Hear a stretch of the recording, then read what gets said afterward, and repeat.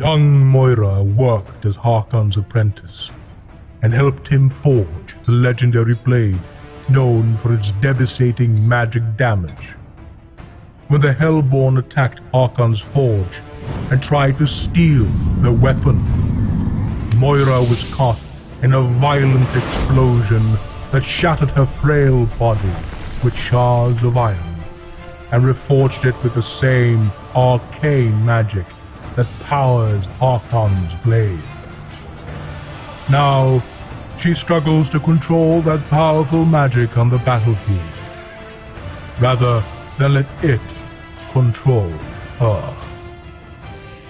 Hello and welcome to another Heroes and Heroes Hero Spotlight, featuring Moira, a Legion hero who once served as Harkon's apprentice before a catastrophic accident imbued her with unstable arcane magic. Moira is an agility ranged hero who is an active ganker with the ability to initiate while being safe herself. She also has great strength in counter-initiating and crowd control. Moira's first ability is Shards of Harkon. Moira targets an ally or herself and applies a buff which will explode around her after a 1-second duration and after another second around the target that she casted it on, dealing magic damage as well as stunning the two closest enemies. This ability will prioritize heroes over creeps, as well as not being able to hit the same enemy more than once. Shards of Harkon is a very strong ganking and initiating tool, but knowing who it is best to use it on is important. Looking to apply it to a teammate who has a way to get up close to an enemy is usually your best choice. Coordinating with your partner can guarantee an easy kill, as well as be an opportunity to initiate into a big team fight. There will be times using it on yourself may be better, however, due to it only taking 1 second to stun rather than 2. As you see here, Moira applying Shards of Harkon to herself prevents bubbles from porting with the Shell Surf, which results in a kill. Shards of Harkon can also be used as a defensive tool. If either yourself or a teammate is being chased down, applying it can either force the enemies to run away or get stunned in the process. Moira's second ability is Mana Sunder. Moira targets an enemy hero and instantly destroys all of their mana, dealing a multiplier of their intelligence and magic damage depending on the level. After a short duration, the target will slowly restore their mana over a 5-second period. If an enemy casts an ability while their mana is regenerating, their mana will instantly go back to 0. Their mana will continue to go back to 0 on ability uses until it regenerates to where it should be after the cost of abilities. In most cases, Mana Sunder can be seen similar to a short duration silence. Using Mana Sunder on a Bubbles as you are attempting to kill him can prevent him from shell surfing away for the escape. Mana Sunder will fluctuate on its damage due to it depending on how much intellect the enemy has, so you'll have to be very careful on who and when you want to use it. Moira's third ability is Ephemeral Forge. Moira targets a location within a good amount of range and will begin channeling to create a mimic of herself. After a short duration, the image will be created and Moira can cast all abilities and items from the mimic. When casting abilities with the mimic, mana will be used from the real Moira. Ephemeral Forge allows Moira to be very safe while setting up ganks or fights. You should be looking to finish off low-life heroes or set up ganks and team fights with your teammates constantly.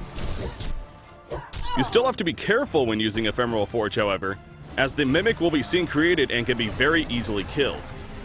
So make sure you use it in areas unlikely to be seen. Moira's ultimate is Arcane Vortex. Moira targets a location to create an energy vortex which will begin to suck in anyone it hits, ally or enemy, and will grow over a 4-second period. You cannot be targeted or interacted with while inside the vortex, as well as all their buffs and debuffs durations are paused. After the Arcane Vortex ends, enemies take non-lethal magic damage as well as being slowed for 2.5 seconds, while allies get a movement speed buff for that duration.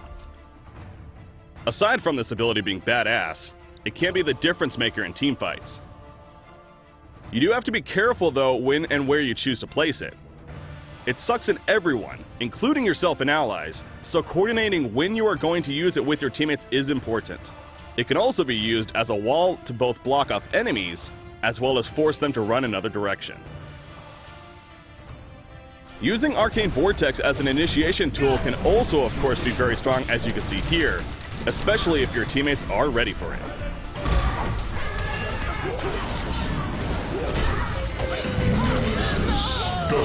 A very effective way to use Archon Vortex is with Shards of Harkon, due to all buff and debuff states are paused while in the Vortex. So activating Shards of Harkon on yourself and then casting Arcane Vortex will allow the stun to go off as enemies disperse out of the Vortex. Now let's take a look at some in-game situations and synergy of abilities. Moira uses Ephemeral Forge to create her illusion near the fight. Once there, Moira immediately Mana Sunders Demented Shaman to prevent him from casting any abilities, then proceeds to use Shards of Harkon to assist with stuns and damage. With some help from her teammates, the gank is successful. As the enemy team pushes into the base, Moira uses Ephemeral Forge to create an illusion near Behemoth. After she ports, an immediate auto attack cancels the portal key use, followed by Shards of Harkon to stun him. Then using Mana Sunder to burn all of his mana, essentially taking Behemoth completely out of the fight. Arcane Vortex is then used to keep the remaining nearby and eventually killed.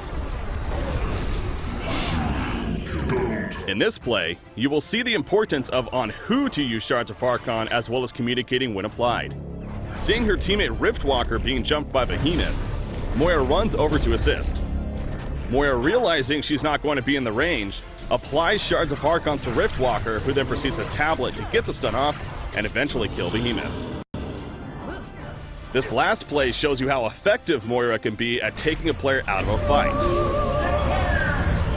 Applying Shards of Harkon to herself, she runs towards Nymphora, getting in range to stun. Moira then Mana Sunders Nymphora, who despite having all her cooldowns ready, is unable to assist nearly at all. Moira then casts Arcane Vortex to keep Drunken Master in place and allow for a fight reset, which is followed by her team winning the fight. Moira is all about being active and being a big presence in team fights. When it comes to initiation, you have your skill set you can rely on, although assisting with the tablet isn't a bad choice. Focusing on your ganking strengths is important, however, so such items as Energizer, Lexialionis, Sheepstick, and even Codex can help guarantee such kills. Thank you for watching this Hero Spotlight featuring Moira. Be sure to check out Moira and her other avatars as well as all her arcane magic next patch.